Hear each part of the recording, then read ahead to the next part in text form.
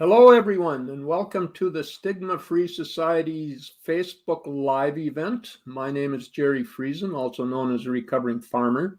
I am a stress and conflict management specialist working out of Manitoba. Because of my own journey with mental illness, I have a real passion in talking about it because it is in talking to others we can find a path forward for ourselves. You can learn more about me by visiting jerryfriesen.ca.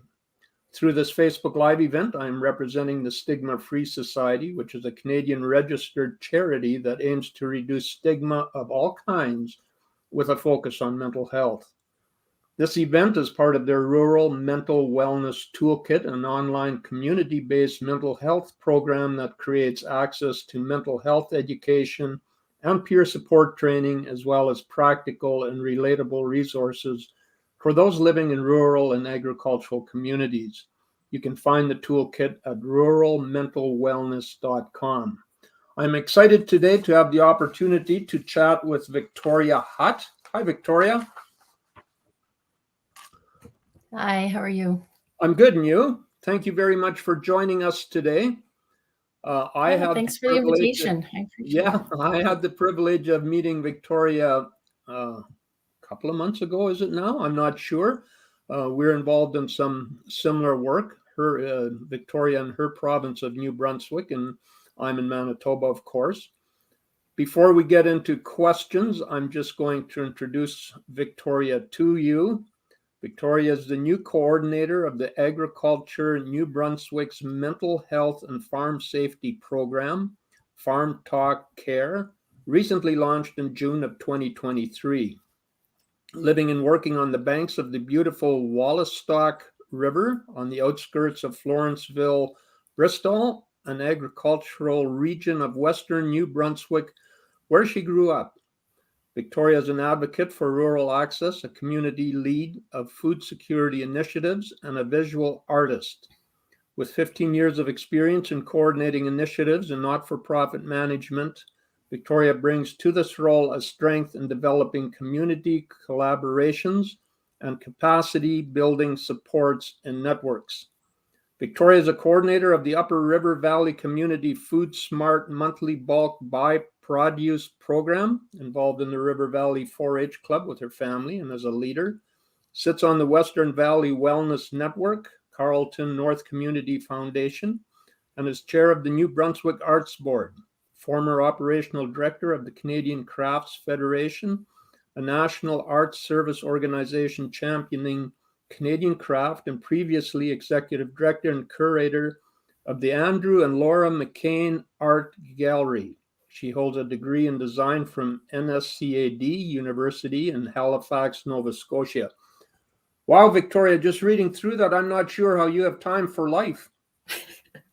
Well, that's it. It happens in the middle of all of those, yeah. Yeah, you're a busy person, and then you've had an interesting path through your life, and we're going to talk about that a wee bit. So let's start out by, can you share with us what inspired you to become the Mental Health and Farm Safety Coordinator for Agriculture NB's Farm Talk Care Program? Yeah, I like you mentioned with my bio, I've had a lot of different experiences that come together in a lot of different ways, and I think as you go through life, you come up against more and more things that make you realize, and maybe not for everyone, but that we're all a little, or at least I felt under-equipped to deal with mental health and with my kids' mental health, and I think everybody, your friends and family are dealing with different struggles, and I think I just see that need. I think my sisters joke that it's because I'm a middle child, and that I see the need, and if I just have empathy for a lot of different situations. But yeah, when I saw the posting the position really resonated with me. I grew up I live in a really agricultural area. I didn't grow up on a farm, but I have aunts and uncles, and all of my friends, I said they grew up picking rocks on their breaks. And so I got to enjoy the good parts of farming, and look forward to going to visit my aunt's dairy farm and waking up early and being with cows. And but yeah, I think there's a big need. And I think I've done a little bit of work in food security really as a volunteer in our community. And there were some programs through the pandemic that were like emergency relief programs that really just made you realize that you don't even see a lot of the poverty in your area, and that like food security is a really, really important piece that we all need to be working on. Yeah, and I think there's a lot of social workers need support, and I'm not a counselor, but this is a way I can contribute to this field, and I can bring my experience. I've been coordinating projects forever. That's been my whole career. I always have joked that I've had one foot in normal people land and one foot in the art sector. So herding the cats that can be artists and connecting them with other partners. Yeah, that's interesting. I particularly appreciated your middle child comment because I happen to be one as well. So that helps me in better understanding who I am. So with your rich background in not-for-profit management and community collaborations, how do you believe your past experiences enhance your approach to your current role? I think it really is that piece. So I began my career in design, and so I was a graphic designer, and then moved into my role as the gallery. I was the executive director at a local gallery, and really that promotional piece is a big part of what I need in this role. So it's about promoting awareness of mental health literacy and awareness of what resources there are available. And so that promotion piece is a big part of this program that I can bring into it, but also working with many partners from a lot of different sectors. Like I think a strength of mine is thinking of who is the right fit or organization, or the right person or organization to connect with someone else for different projects and initiatives, and making those connections. I think, and even managing committees and volunteers and peer support networks and things like this are something I've done in the art sector. So it's all really transfers over really well. Yeah, it's interesting how things are linked together, aren't they? And when we look back on our life, and I sometimes compare our lives to a puzzle, and you kind of wonder how the pieces fit. But when you actually utilize those pieces and then look back, it's interesting the link that there is, right? Yeah, yeah. So this is something, Victoria, you and I have talked about before, and that is that farming communities often face unique mental health challenges. From your perspective, what are some of the key issues, and how does Farm Talk Care program aim to address them? Yeah, there are a lot of unique mental health challenges, and then some that are shared with other sectors and general population as well. But like a big piece is the unpredictability of factors.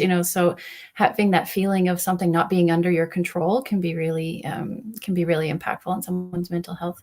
I think we all felt that during the pandemic, that was the biggest thing of saying you can do anything for a while, but if you don't know how long something's going to happen, then it's much more difficult to manage. Farmers are facing rising costs. That's been a big part of the conversation here that I've heard in New Brunswick, and labor shortages too. So which are connected. And the financial stress and labor shortages, those both impact physical safety also. So you're trying to do work quickly and make do. And there was one of the meetings I was at recently, they were talking about there was an increase in one of the provinces in farm vehicle collisions and overloaded trailers, basically. And they were saying that this labor shortage could be a really big piece of that, because they're just trying to get as much out of each load as they can. And there's working with family. That's something that might be a little more unique to the agricultural sector. It can be a really good support system, but it can also be really difficult if communication isn't in place and if we're all not addressing our mental health together. And then that chronic stress being normalized and left unchecked. And there's that that idea of the stoic farmer who just sucks it up and toughs it out, and I really like Do More Ag has the talk it out, and with the tough is crossed out. But I think what we're doing with the program to address them is starting with that awareness piece, increasing awareness of mental health literacy, but also, so what is mental health and what are flags and indicators of low mental health, so that you maybe recognize and do something about that before you get to a mental illness. And then really facilitating access to the resources and tools and connecting mental health organizations and professionals with the agriculture sector, and really exchange going both ways, I think, is a big part of it. Yeah. And the NFU put out a report a week or two ago, and one of the key points in there that really resonated with me is the upstream downstream concept of stress and mental health. And I thought it unique, the fact that in the past, we've seemed to be reactive to a lot of the things that are stressing us out. And you just listed a whole bunch of broader items or things or issues that farmers and their families need to deal with. But if we could change our perspective and start working with stuff before it happens, if we could prepare ourselves for that, I think is something that if we can manage, that would really be a positive step forward. Yeah. Yeah, it's so much easier to deal with something when it's a small issue than when it's, it becomes a giant issue. Oh, we have another person joining us. I was going to say, did you hear that, Kat? I thought I shut all the doors and made sure there were no pets in here. But hey, trust me, I've seen animals jump on the laps of people that I'm interviewing, so we're good to go. I still am convinced that the pets are the hardest part of working from home. They're a great work companion sometimes when you're not in a meeting. I can imagine.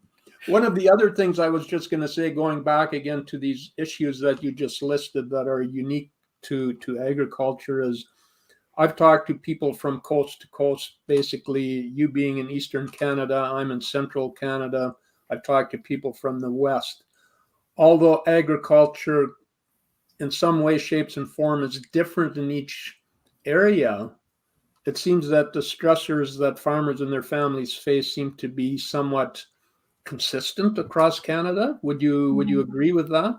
Yeah, that was something we found so I worked with the Canadian Crafts Federation previously, and our part of our role was really connecting the provincial and territorial craft councils, and so really helping them. It was actually that peer support piece was a really important piece of that, to let them know, because they were all working in isolation, it felt like, but they were all working with the same issues. And really, rural Saskatchewan feels disconnected. The rural areas feel disconnected from the urban areas in each province, and rural internet is a problem in each province, and there were similarities across the country, and there were different regional flavors, of what was a big issue per province and region, but a lot of similarities. Yeah, absolutely. So, as an advocate for rural access, what initiatives are you most proud of, and how do they integrate with your work in promoting mental health and safety within agricultural communities? So this has been a role that I said I didn't want, and it just seems to keep being my role in every meeting and group and committee and organization that I'm with. I said from the, I'm actually just going to kick him out. Just 1 second. Sure.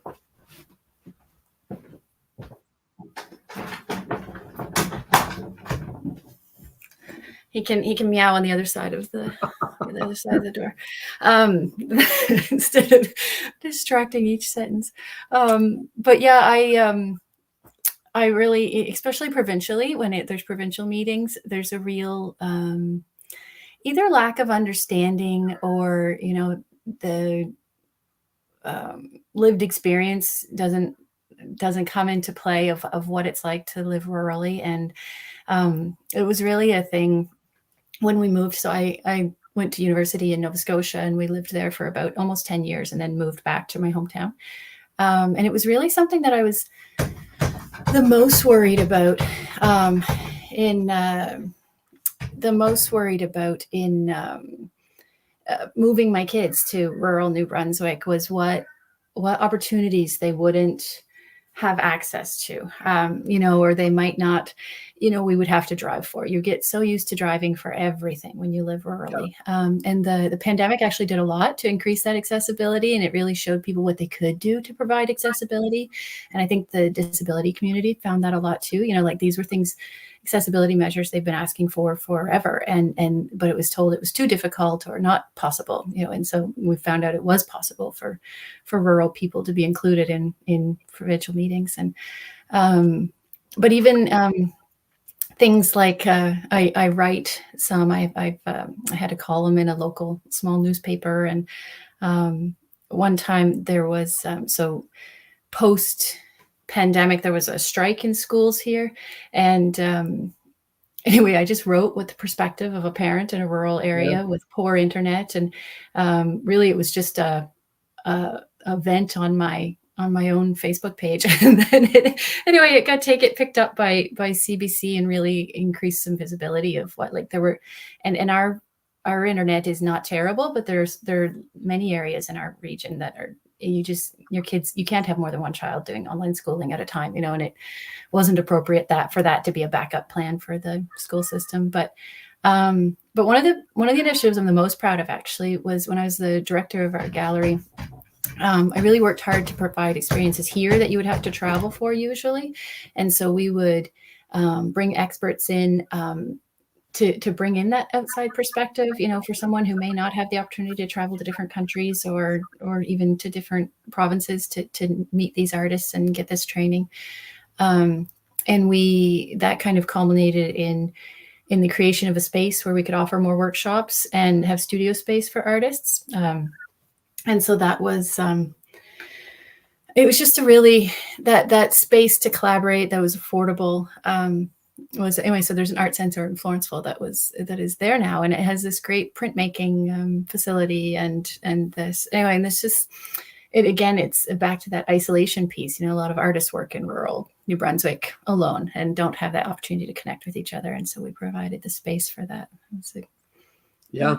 Human connection is so important. And if you can connect with people that are involved in the same career, in the same work, or in the same type of life as you are, there's that communication, there's those conversations that can happen that just simply enhance our lives. Yeah. So you have a degree in design. You've been involved in art, as you just talked about. Can you talk about that intersection between art and mental health, and how that your background as a visual artist informs your approach to mental health advocacy in the farming community? It is really like interconnected and profound. I think, I used to have to do these timesheets at one point at this at the gallery, and I remember trying to define how I wrote or how I categorized talking to artists in the entry of the gallery, and really it was such a mental health need and support, and just listening, and really, like, I think that being that person they could talk to about how their career was going, how their worries about a show, or, there's all of that. And then I think there's also a connection between art and agriculture with the being hands-on doers, and really, I think there's that materiality, of knowing how to work with materials and learning best that way and needing to be active. And I think there's probably a lot of common pieces there between the two worlds.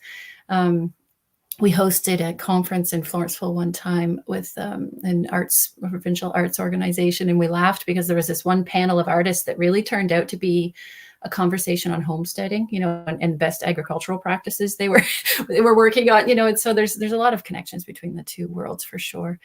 I think that connection to the physical world is as we go just increasingly important for our well-being, and backs up, how that physically creating has such a strong impact on our mental health. And I think that's an asset that people in agriculture can lean on, maybe for mental health coping techniques, is that they're doing important work that is a really essential need. And that food is something we all rely on, and they're creating something at the end of the day. And I think there's a lot of strength to draw from that. Well, you talk about the food that we all need. We talk a lot about food security. We've heard in the news a lot lately about increasing costs for consumers when they go to the grocery store. You've been deeply involved in food security through your work with the Upper River Valley Community Food Smart program. How does this commitment translate into your current role, and why is food security so crucial for the communities you serve? I read this question, deeply involved, and I said, I'm a little bit involved. And I said, but I feel like I haven't earned deeply involved. But the food security, the Food Smart program is one that I kind of fell into. There was a community food mentor program being offered in our area, and I signed up to take that and was interested in it and wanted to know more. And then I fell in love with the Food Smart program. It's a smart buying program, so you bulk buy together so that everyone can have more affordable access to produce. And it kind of connects to my husband and I forever have really, we feel strongly that buying good food is a value that is prioritized in our house, but it can be a really expensive thing, and I know I'm saying this thinking of a farmer that was at a meeting we were talking to the other night, that and she was saying she cringes when she hears people complaining about grocery prices, because she knows what goes into it from an agriculture producer's perspective, and it's the prices aren't even high enough for what the producers are getting out of that. But we had our first two boys in while we were in university, and so we were living on student loans for a while, and really that choice to buy healthy food sometimes felt like a choice. It felt like a financial decision to prioritize produce, instead of something cheaper that wasn't good for you. And I think where was I going with this? Oh, I think this commitment to food security and really recognizing the need in our local community is the extension of that is that supporting food security means supporting those who make our food, and how do we do that better, and what can we do to support the producers so that food security is easier. I think during the pandemic might have been the first time for a lot of people that they had a realization that, there wasn't automatically food in the grocery store, or that first taste of food insecurity. And I think it resonated with a lot of people, and it's a need that we all need to address together. I find it interesting, Victoria, the comment you made about this farmer that you talked to, who made the comment that, yes, grocery prices are rising, but the farm gate prices that farmers are getting still aren't seeing the increases they need. And it reminded me so much of when I was farming back in the mid-2000s. I had a livestock operation, and the thought often went through my mind, I'm raising enough food here to feed a small city, and yet I was having a difficult time feeding my family. And so when you talk about food security and food awareness, that really resonates with me, because I've been on that side of the equation, and I know how difficult it can be for a farming community. Yeah. And it really, the awareness piece is what we wanted our kids to really know. Like we have I don't even know if I can say we small hobby farm, and we we wanted our kids to know where food came from and be aware of that, and the sacrifice it takes, if to get that food and to make that food and to respect the process of food. And food takes up a lot of time in our brains and our family. We have 4 kids, and so it's a big just feeding them is a big production. Yeah. Hey, trust me, one of our kids has 4 kids, and I know all about the challenges. Well, I shouldn't say I know about them, but I see them quite often, the challenges you're talking about. Yeah. Victoria, mental health is often a less discussed topic in farming and rural communities. How do you plan to raise awareness and reduce the stigma surrounding mental health in these areas? So I guess the biggest piece of this, initially is outreach, and that promotion piece to really make the outreach efforts to increase awareness and literacy of mental health and farm safety and how those are connected in New Brunswick agriculture. And so we're doing this by delivering and promoting mental health tools and resources, distributing the information in person and online outreach at events and training sessions, contributing to press and publications, and adding resources on our website and social media. And we're offering training, workshops, and information sessions. And we're collaborating with provincial and national leaders in agricultural mental health in shared messaging and bringing them in to offer some of these sessions.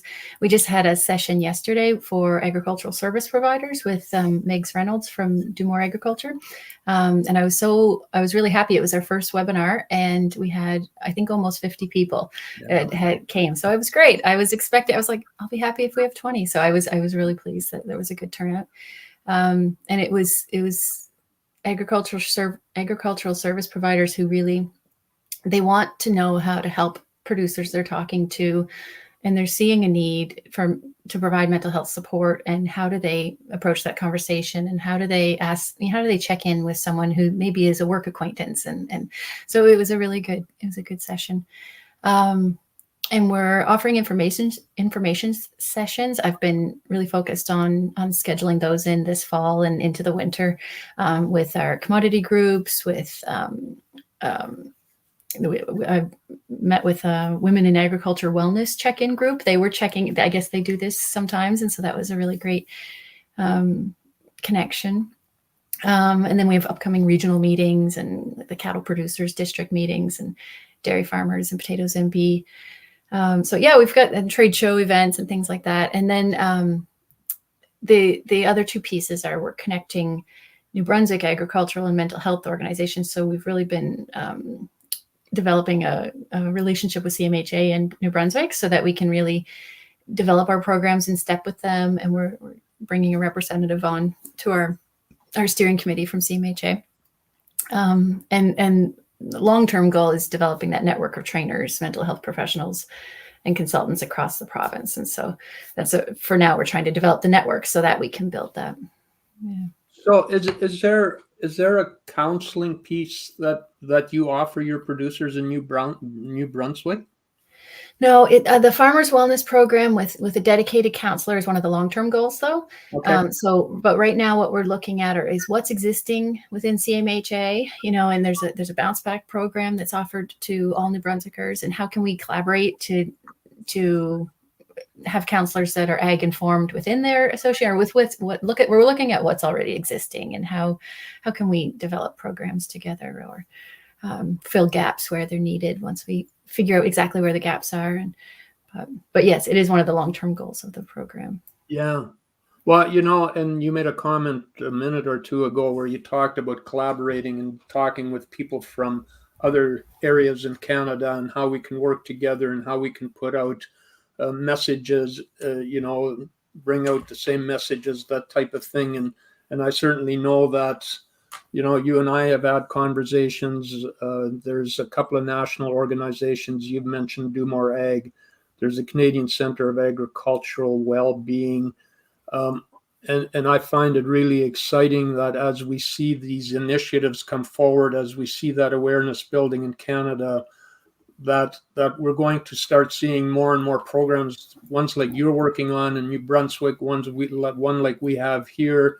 They're popping up in other provinces, and I think that's really exciting to see, and looking forward to seeing more of that, but also looking forward to working together with like-minded people from across the country, because we all have a powerful message to share, and I think we all have a common goal. So I think that's really exciting. Yeah, it's been so great to be able to look at what the other provinces are doing and see what they already have in place. And there's a little bit different versions per province. And yeah, it's been such a good starting point, really. Victoria, we could probably spend another half an hour talking about farm safety, particularly as it relates to mental health in agriculture. Unfortunately, we're out of time again. So I just really want to express my appreciation for you coming on and doing this. Thank you for joining us today. Your insights into mental health and wellness certainly have resonated with me, as I'm sure they have with our audience. I did an interview earlier this week, and the person asked me the question of, well, what message do you give people that are struggling with stress and with mental health issues when they're farming? And I said, you know what? First and foremost, we have to tell them that they're not alone. There's others experiencing the same thing. The second piece is it's okay not to be okay. And thirdly, that there needs to be a level of comfort in reaching out, because it's like I said at the outset, it's when we talk to others, whether it's neighbors, family, colleagues, or a professional, it's when we talk about it that we can really start moving ahead with our mental well-being. So having said that, I hope the folks that see this will avail themselves of the many resources available in the Rural Mental Wellness Toolkit, which can be found at ruralmentalwellness.com. So thanks again, Victoria. Really appreciated your participation in this. Great. Thank you so much. Thanks for having me. All right. We'll talk again soon. All right. Talk soon.